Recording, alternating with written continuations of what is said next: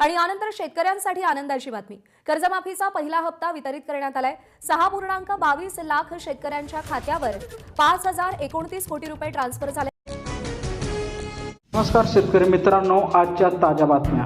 आजच्या बातमीमध्ये लाडक्या बहिणींना हप्ता कधी जमा होणार, तसेच कर्जमाफीचे आणि पीएम किसान योजनेचे पैसे या तारखेला जमा होणार हे आजच्या बातमीत सांगणार आहोत।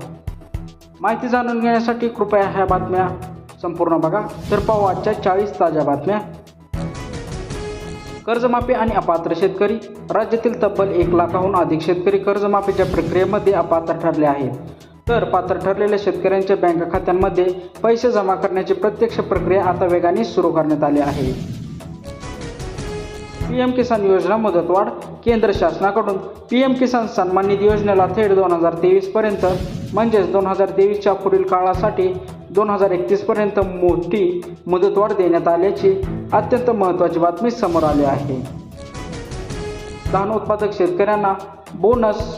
धान उत्पादक शेतकऱ्यांसाठी आनंदाची बातमी असून लवकरच हेक्टरी 20,000 रुपयांपर्यंतचा बोनस शेतकऱ्यांच्या खात्यात थेट जमा केला जाणार आहे, अशी माहिती यांनी दिली आहे।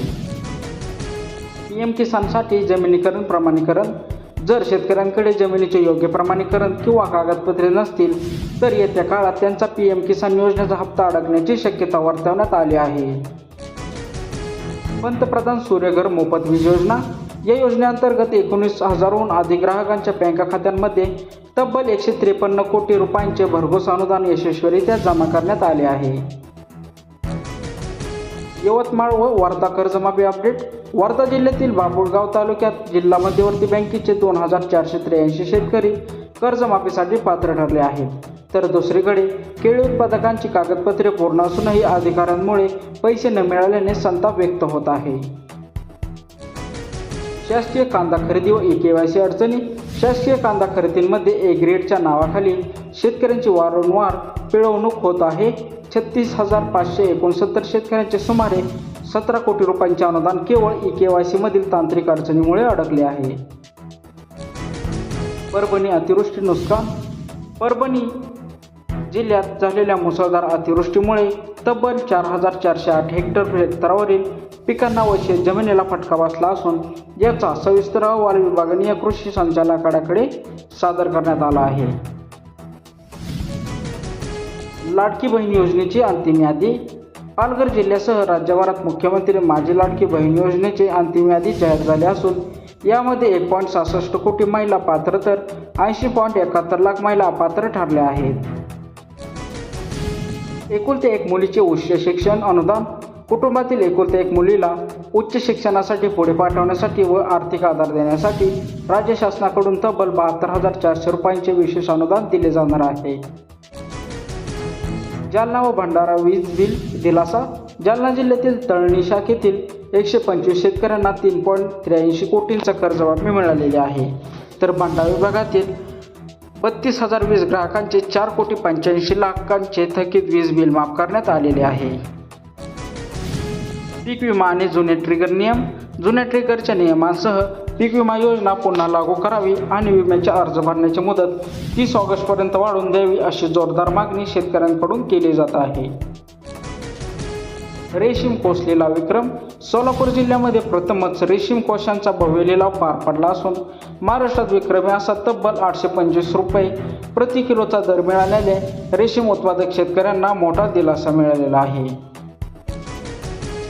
शेतकरी अपघात सुरक्षा योजना विस्तार।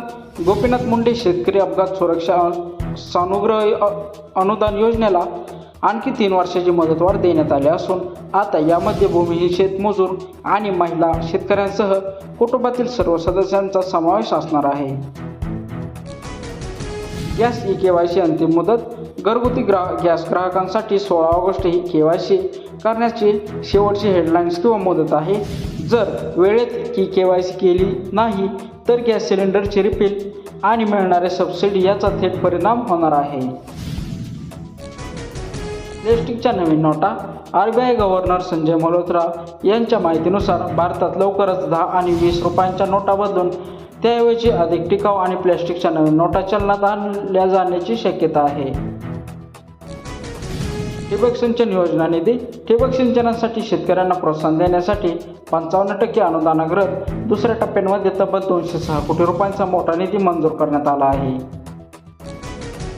मक्का संशोधन केंद्र व साखरेचे निर्बंध मराठवाड्यात लवकरच नवीन मक्का संशोधन केंद्र उभारले जाणार असून शेतीमालाचे दर नियंत्रण ठेवण्यासाठी शासनाने साखरेच्या साठ्यावर कडक निर्बंध आणले आहे. सोने चांदीचे सध्याचे भाव सराफ बाजारात सोन्याच्या दरात मोठी उडी असून आज 24 कॅरेट सोन्याचा भाव प्रति तोळा 1,83,000 रुपयांवर पोहोचला आहे, तर चांदीचा भाव 2,20,000 रुपये प्रति किलो स्थिर आहे. हवामान विभागावर मुसळधार पावसाचा अलर्ट. पुढील 2 दिवस रायगड आणि पुणे जिल्हा घाटमाथ्यासह परिसरात हवामान खात्यातर्फे ऑरेंज अलर्ट जारी करण्यात आला आहे. तसेच नागपूर, सातारा, कोल्हापूर, रत्नागिरी, सिंधुदुर्ग, चंद्रपूर, गोंदिया आणि गडचिरोलीसाठी येलो अलर्ट देण्यात आला आहे.